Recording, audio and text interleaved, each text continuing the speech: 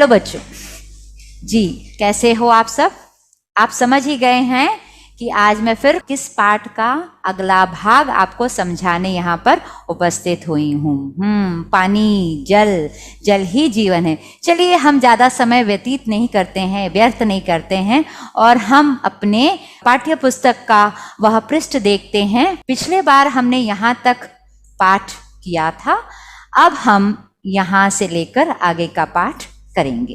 तो आपने पिछले बार क्या देखा? पिछले पाठ में आपने देखा कि एक अंतरिक्ष यान आता है, वह नीचे उतरता है लॉन पे। विकास को प्रोफेसर दीपेश फोन कर बुला लेते हैं। जब वो यान का दरवाजा खुलता है तो मानव आकृति बाहर निकलती है और वह उनसे पूछते हैं, ये दोनों जो वैज्ञानिक हैं उनसे सवाल करते हैं कि क्या आप हमारे ग्रह की जासूसी कर रहे हैं या आप हमारे ग्रह को तबाह करने के लिए आए हैं या आप क्या करने आए हैं? तो वो कहते हैं कि हम जल चुराने आए हैं। तो आपकी जल राशि में से हम कुछ मात्र जल लेकर इस धरती से जा रहे हैं।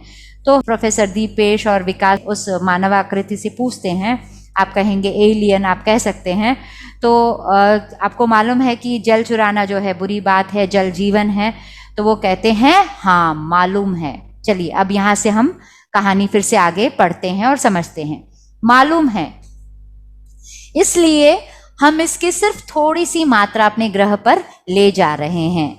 हमारे ग्रह के जल में एक विशेष प्रकार के विषाणुओं के मिल जाने के कारण वह जहरीला हो गया है। तो वो मानव आकृति से आप कह रहे हैं एलियन, वो कहता है कि हमें मालूम है कि हमारे ग्रह में जल भी है और किसी अन्य ग्रह से बिना बोले चुराना ये गलत बात भी होती है, लेकिन हमारे जो ग्रह में जल है उस जल में विषाणुओं के मिल जाने के कारण वह जल जहरीला हो गया है। विषाणु बच्चों जिसे हम कहेंगे अंग्रेजी में वायरस, तो पानी में एक किस्म का वायरस हो गया है और वह जहरीला हो गया है, यानी वह पॉइजनस हो गया है। अब पॉइजन वाला पानी अगर आप पिएंगे या कोई भी पीता है तो क्या होगा? मर जाएंगे। इसलिए वो पानी पी नहीं पा रहे हैं और अब उनको अपना जीवन यापन करना है।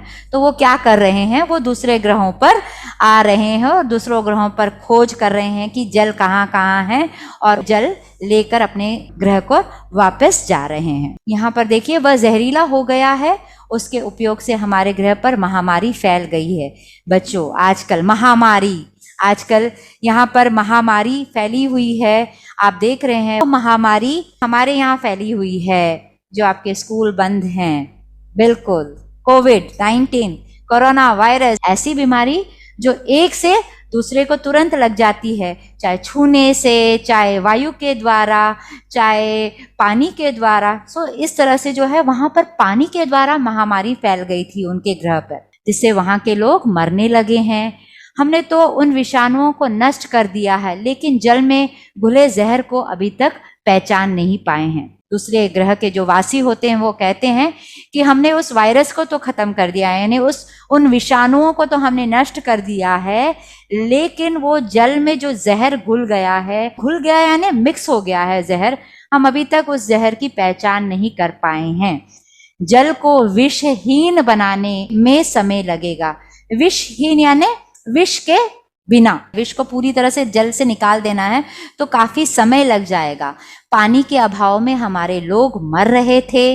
अपने अस्तित्व के लिए हमने निर्णय लिया कि हम जल्द से जल्द अन्य किसी ग्रह की खोज कर वहां का पानी अपने ग्रह पर ले जाएंगे, अपने ग्रह के लोगों का जीवन बचाएंगे। तो उन्हें ऐसा लगा कि जल को अगर साफ करना है तो काफ़ी समय हो सकता है, तब तक हमारे बहुत सारे साथी यहाँ पर हमारे ग्रहवासी मर सकते हैं। तो उससे पहले चलिए हम सबकी प्यास बुझाते हैं, सबका जीवन चलने देने की प्रक्रिया में, यानी उनको जिंदा रखने के लिए हम पहले कहीं से जल एकत्रित कर लेते हैं।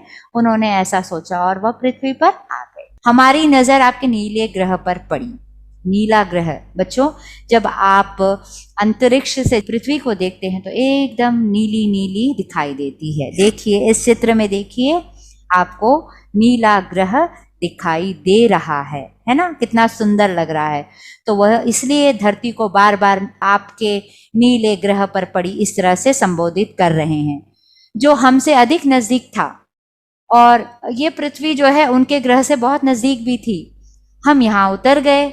हम लोगों ने यहाँ पर विशाल जल भंडारों को देखा और निर्णय किया कि जब तक हमारे ग्रह पर पानी शुद्ध नहीं हो जाता तब तक हम लोग यहीं से जल अपने ग्रह पर ले जाएंगे।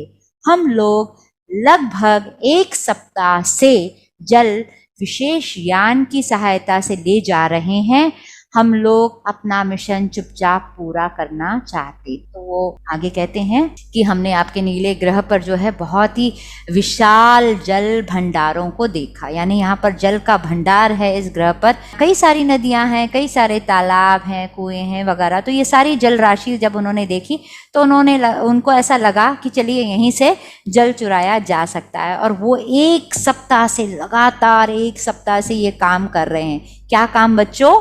बिल्कुल, जल को ले जाना। और वो चुपचाप यह मिशन पूरा कर रहे हैं। वो बोला, मैं वहां का राजा होने के नाते आपसे माफी मांगता हूं। तो बच्चों, जो वो मानव आकृति इन दोनों प्रोफेसरों के साथ बात कर रही थी, वह उस ग्रह का राजा था। उस राजा ने कहा कि मैं वहां का राजा हूं और मैं आपसे माफी मांगता हूं। हम लोगों ने बिना आपकी अनुमति यानी आपकी आज्ञा या आपकी परमिशन के आपकी अमूल्य जल निधि को चुराया और अपने ग्रह पर ले गए।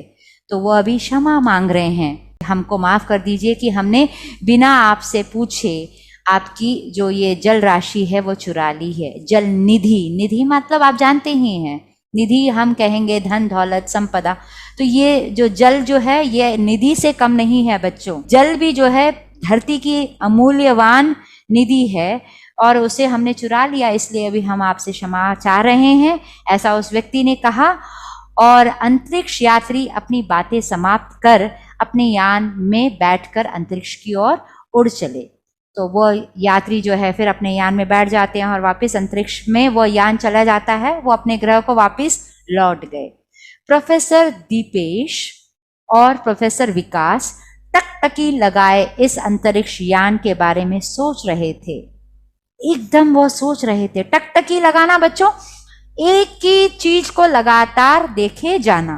तो यहाँ पर प्रोफेसर विकास और प्रोफेसर दीपेश उस विमान को टकटकी लगाए, इसलिए यहाँ पर टकटकी लगाए इस अंतरिक्ष यान के बारे में सोच रहे थे। कुछ क्षणों में वह अंतरिक्ष यान उनकी आंखों से ओझल हो गया यानी गायब हो गया। ठीक है, तो वो जब तक अंतरिक्ष में यान नहीं गया वह अंतरिक्ष यान को ही लगातार देखे जा रहे थे और उसे ही हम कहते हैं टकटकी लगाए देखना। अचानक प्रोफेसर विकास की नजर एक वस्तु पर पड़ी। उस पर लिखा था, हमें आशा है कि आप लोगों ने हम अंतरिक्ष जल चोरों को माफ कर दिया होगा।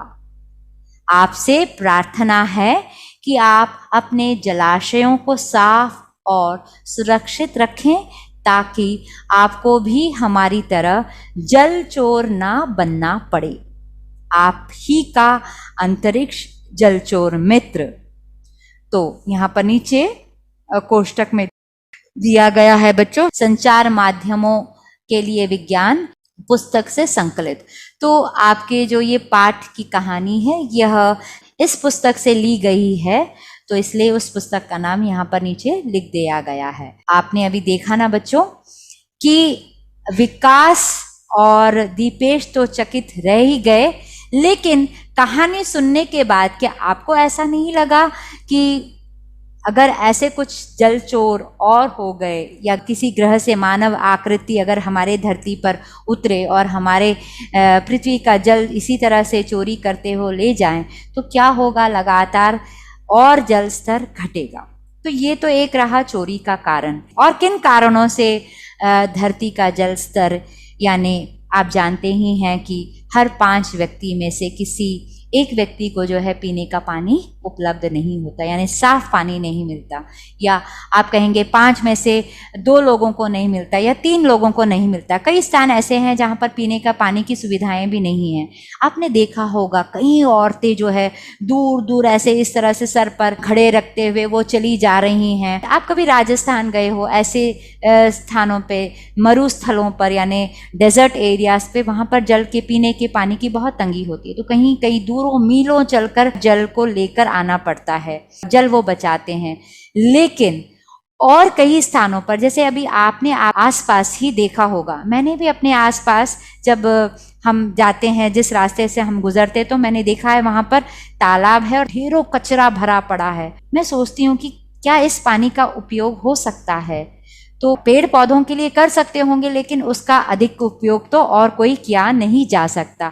तो इस तरह जानबूझकर हम भी गलती कर रहे हैं। क्या कर रहे हैं? अपने पानी को व्यर्थ कर रहे हैं, जल स्रोतों को जो है तबाह कर रहे हैं, है ना। कई जो है गड्ढे, कई कुओं को जो है बंद कर दिया जाता है और हम देखते हैं अगले साल वहां पर एक बड़ी इमारत बन जाती है। तो पानी तो धीरे धीरे लगातार कम ही होता जाएगा। हमको इस बात पर जरूर विचार करना होगा कि हमें हमारी जल राशि को आने वाली पीढ़ियों के लिए किस प्रकार सुरक्षित करना है ना। तो आप जरूर विचारेंगे। और जब हम कुछ विषय पढ़ते हैं, कहानी पढ़ते हैं, तो कहानी का केवल एकमात्र उद्देश्य नहीं होता आपके मनोरंजन का साधन बने या मनोरंजक हो और आपको पढ़ने में आनंद मिले या सुनने में आनंद मिले, लेकिन उस कहानी के उद्देश्य पर भी हमें सोच विचार करना होता है कि हमने जो ये कहानी पढ़ी है, आगे हमारा कर्तव्य क्या होगा, आगे हमारा दायित्व क्या है कि हमको भी इस जल राशि को बचाना है और आगे हमारी आने वाली पीढ़ियों के हाथों में सुरक्षित सौंपना है ना। ये पाठ यहीं समाप्त होता है और हम फिर मिलेंगे अगले अभ्यासों के पाठ में। तब तक के लिए बाय बाय, टेक केयर। आप घर पर रहें, स्वस्थ रहें और सुरक्षित रहें।